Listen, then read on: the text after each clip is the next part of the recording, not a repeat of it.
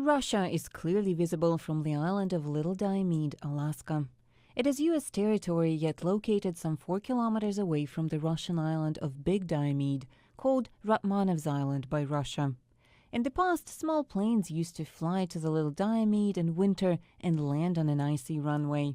But with the ice becoming thinner in recent years, the journey is made by helicopters. Former Navy pilot Mike Kutiba has been flying to Little Diomede twice a week for the past 8 years.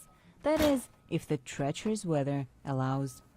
It is still out in the middle of nowhere and a long distance in between those places of nowhere where there's absolutely nothing except mosquitoes. We have survival equipment, food for 8 days for if that happened, if we were put down somewhere where we had to support ourselves. Little Diomede is home to the Inupiat village of Diomede, or Inalik.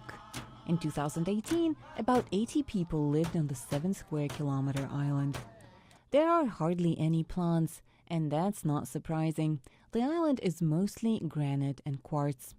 As for its neighbor, native people who used to live on the Russian Big Diomede were moved to the mainland, leaving the island to host a military base. You watch them 24/7, they watch 24/7.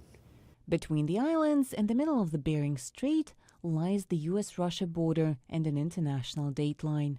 If one travels from Little Diomede to Big Diomede, the short journey will take the traveler straight into the next day, 21 hours ahead.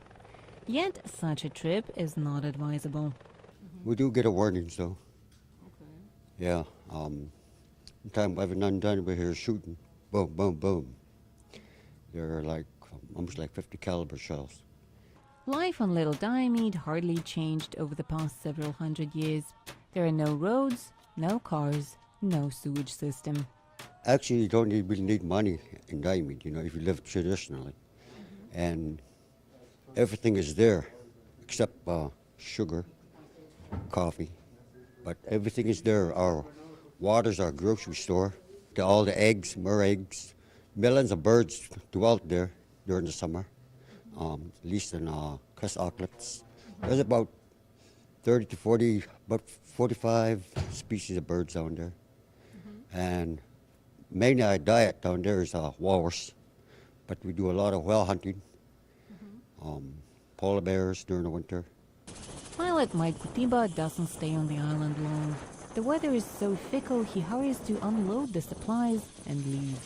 But despite these brief visits, Mike and his mechanic Simon are always welcome on this tiny, isolated island.